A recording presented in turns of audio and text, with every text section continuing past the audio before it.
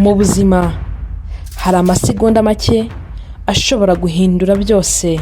Ibi ntibisaba umwaka, ntibisaba ukwezi, ni mu kanya gato gusa. Aho icyemezo kimwe gihindura icyerekezo cy'ubuzima bwawe. Mu rukerera igihe benshi baryamye, umuhanda wari ucecetse, amatara y'imodoka acana buhoro buhoro, ariko muri ako kanya gato impanuka birabaye. Ubuzima bw'umupolisi wari mu kazi burahagarara. Uyu watangira urugendo rushya imbere y'amategeko. Uyu mvuga nta wundi ni Shema Arno Dobuscha, benshi muzi nka Digitoxic.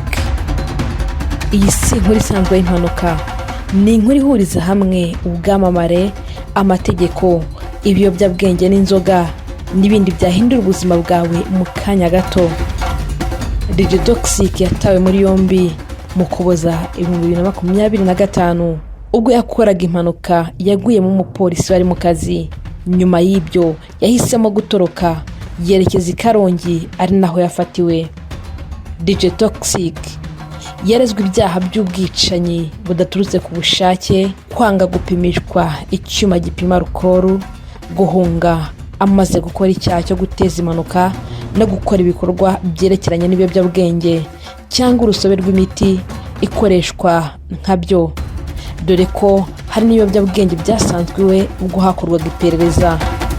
Digitoxic we aburana yemera ibyaha bibiri by'ubwicanyi budaturutse ku bushake n'icyo guhunga amaze gukora icyaha cyangwa guteza impanuka, ariko ibyo gukoresha ibiyobyabwenge byo arabihakana.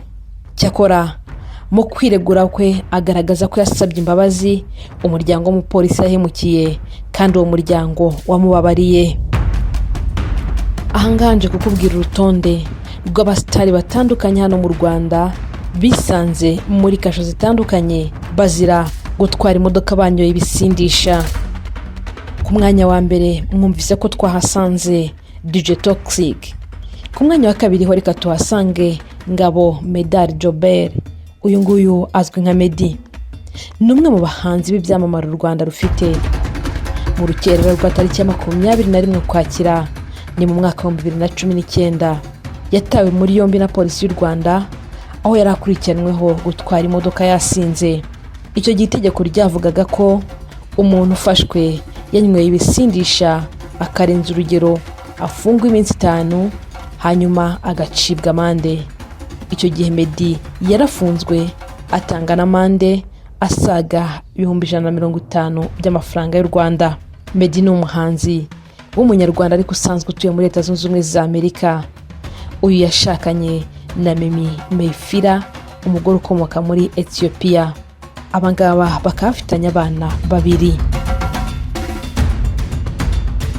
Ku rutonde rwacu ku mwanya wa 3 reka tuhasange Muheto Nshuti Divine. Uyu ni Miss Rwanda 2022. Miss Muheto yatawe muri yombi n'inzego z'umutekano tariki ya 29 Ukwakira hari mu mwaka wa 2024. Muheto yarakurikiranweho icyaha cyo gutwara imodoka yasinze, nta ruhushya rwo gutwara ibinyabiziga afite, ndetse no kugonga ibikorwa remezo. Yaje kugezwa imbere y'ubutabera, aza gukatirwa n'urukiko rw'ibanze rwa Kicukiro amezi 3 y'igifungo gisubitse. Miss Rwanda 2022 Nshuti Muheto Divine byavuzwe ko ibi byaha atari ubwa mbere yarabikoze, kuko yigeze gukora indi mpanuka yanamuteye ibikomere, ariko nabwo bivuga ko yari yasinze. Ku mwanya wa 4 hari Rutahizamu Byiringiro Rage, uyakinira ikipe ya Police FC. Tariki ya 14 Mata ni muri uyu mwaka wa 2026 yarafashwe arafungwa.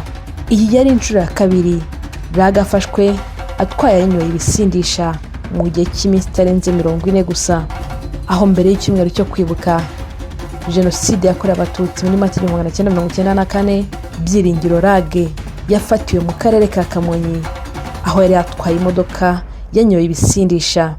Icyo gihe yarapimwe basanga arengeje ibipimo bya alcohol yarafite mu mubiri we, ibintu bihanwa n'amategeko ya hano mu Rwanda. Turacyari ku rutonde rw'abastari cyangwa se abantu bazwi hano mu Rwanda bagiye bafungwa mu bihe bitandukanye bazira gutwara imodoka banyweye ibisindisha. Reka tujye ku mwanya wa 5. Aha turahasanga umugabo Gamariyeri Mbonimana, uyu yahoze ari umudepite mu nteko ishinga amategeko, ariko nyuma yaje gutanga ibaruwa yegura kuri uyu mwanya. Tariki ya 11 Ugushyingo ni mu mwaka wa 2022 nibwo Depite Mbonimana yafashwe atwaye imodoka yasinze. Bukeye bw'aba Perezida w'u Rwanda Paul Kagame yatangarije abari bitabiriye ihuriro rya Unity Club Intwararumuri ko umudepite yafashwe inshuro nyinshi yasinze, ariko ngo kubera ubudahangarwa ahabwa n'amategeko atigeze akurikiranwa kuri ibyo byaha. Mbonimana yaje guhitamo gutanga ibaruwa yegura kuri uyu mwanya. Nyuma yaho yagiye yandika ibitabo binyuranye ndetse anatanga ibiganiro agaragaza ububi bwo kunywa inzoga. Reka tujye ku mwanya wa 6. Aha ho haciye iminsi, ariko naho hari umwe mu bastari wigeze gutwara imodoka yasinze n'abatabwa muri yombi. Uyu nta wundi ni Safi Niyibikora cyangwa se Safi Madiba. Uyu yahoze mu itsinda rya Urban Boys. Tariki 30 Gicurasi ni mu mwaka wa 2015 yaratwaye imodoka ariko yanyoye. Inzego z'umutekano zimufasha yarafunzwe, nyuma aza kurekurwa anacibwa amande. Iyi ntabwo ari inshuro ya mbere, ahubwo ari inshuro ya 2, kubera ko mu mwaka wa 2011 nabwo polisi yari yamufunze iminsi igera kuri 5, nabwo afatiwe iki cyaha cyo gutwara imodoka yanyweye ibisindisha. Ku mwanya wa 7 hari umuraperi benshi bazi Gatsinzi Emery aka Riderman. Muri Gicurasi 2014 yafunzwe azira gutwara ikinyabiziga yasinze, bituma amara iminsi muri kasho ya polisi Remera. Nyuma yaje kurekurwa nyuma yo kwemera icyaha ndetse no kwishyura amande.